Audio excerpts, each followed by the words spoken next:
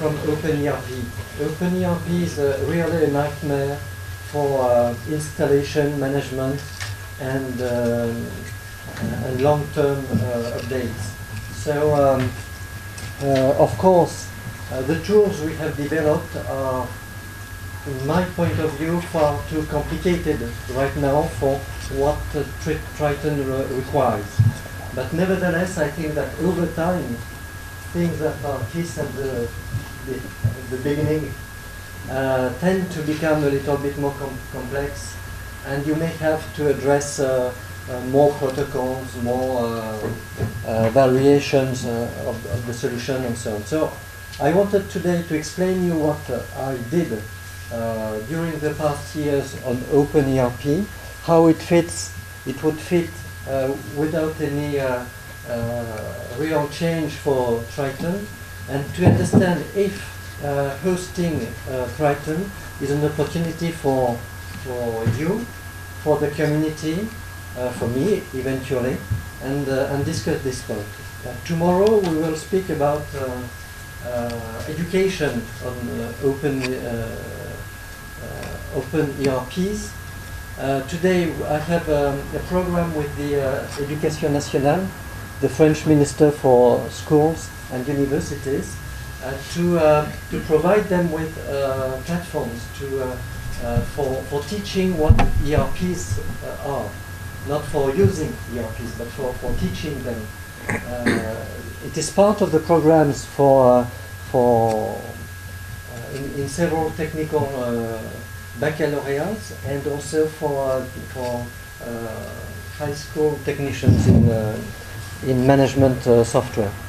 So my opinion is that we should move from this education based on OpenERP today to Tryton. The problem is that it imposes some added functionalities, and I need first your feedback and your contribution if you feel you should. The reason why I'm talking about the speech of tomorrow is that it is mandatorily based on hosting. You cannot ask for in classrooms to set up clients and servers. It's far too complicated for the people who are in the school, who are working in the school. So when we think about hosting Tryton for large scale, I think that the first requirement in mind we should keep is education in particular.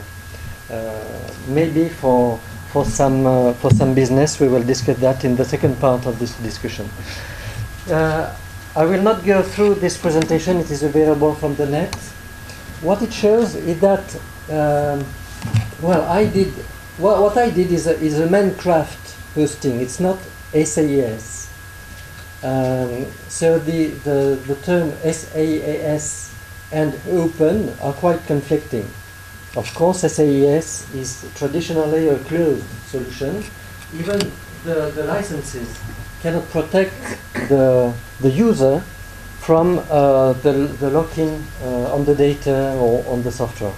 Whatever you do at the license level, you will not be 100% proof about freedom. Nevertheless, what I experimented with OpenERP for years is some kind of neutral hosting. What I mean by neutral hosting is that I can provide the customer with the root access on a virtual machine which runs OpenERP, which means that even if SAAS as a company runs this virtual machine, any contributor, of course with delegation from the customer, okay, can provide his own added value for the customer. Even the customer can add his modules, manage, and so on. So this is what I would call open. It is hosting, but because I'm not an integrator of OpenERP and I'm not a developer of Tryton, I think that I'm neutral and I can accept different people from different companies to come on these servers and build a complex solution upon separated skills. For example, we do have people very skilled in e-commerce web shops, but maybe these people won't be so good for point of sale or for manufacturing or for logistics. The dream, or for accounting in the country. You may have someone in Brazil to manage a Magento Tryton interconnect thing, and you may have need someone in Belgium or in Germany to manage the localization aspect. Okay, so the idea is to have a platform which is neutral, on which both these contributors can bring their added value to a customer. Okay, this is what I call open SAAS, but it's a word only between you and me today. Okay, nothing more. Now the question is, what can we do in this perspective? Can we do what we call SAAS, which is a kind of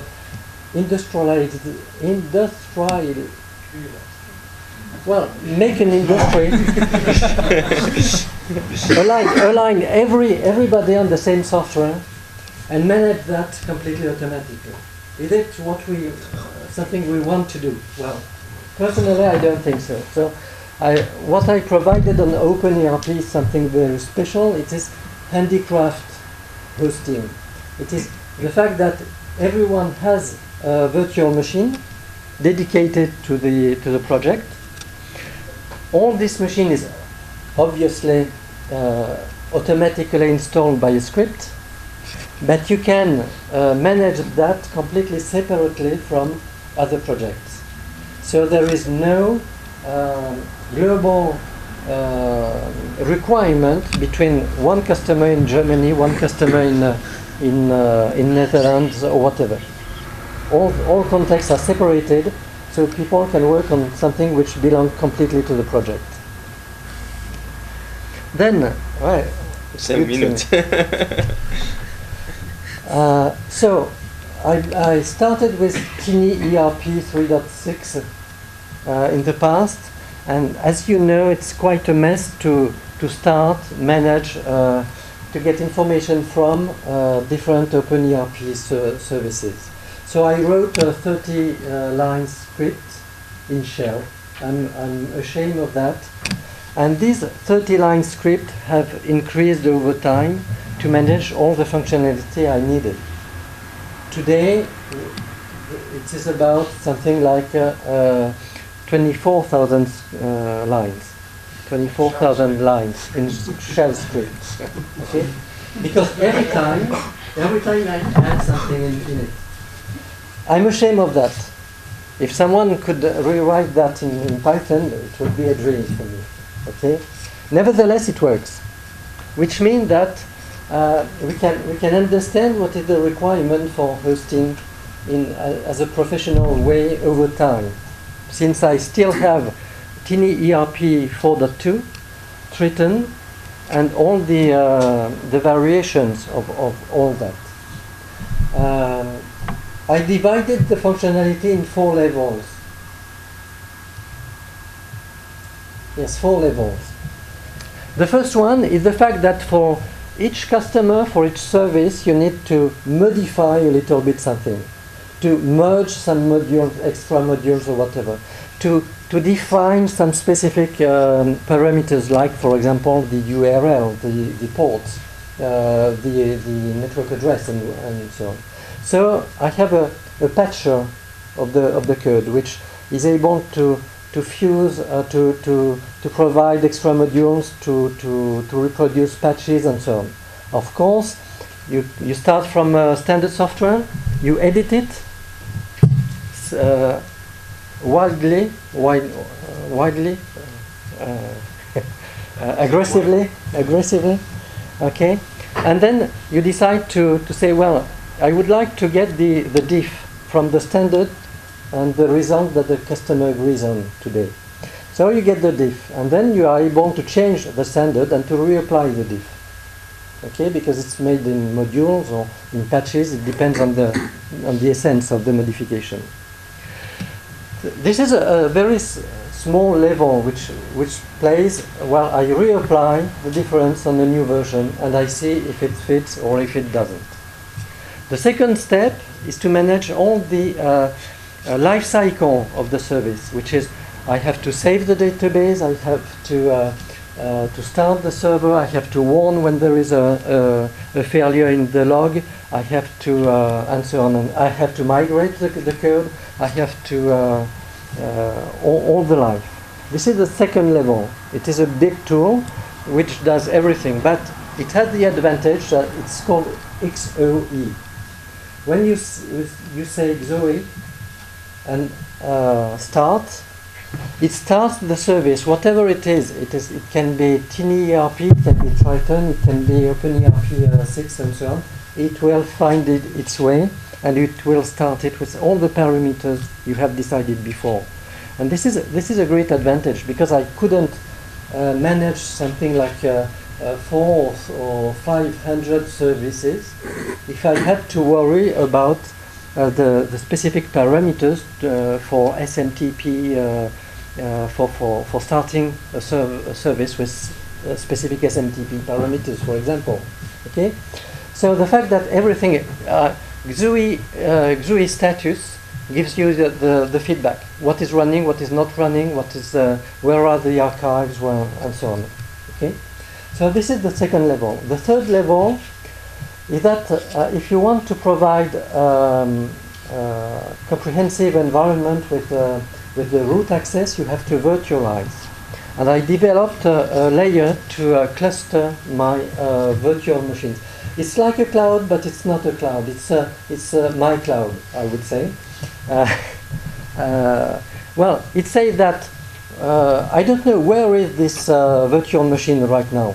It may be on host A, host B, host C, but I want to ask for starting OpenERP on it or Tryton on it. I have to manage to now to move to Tryton. Okay, but I want to start Tryton, or I want to check since how long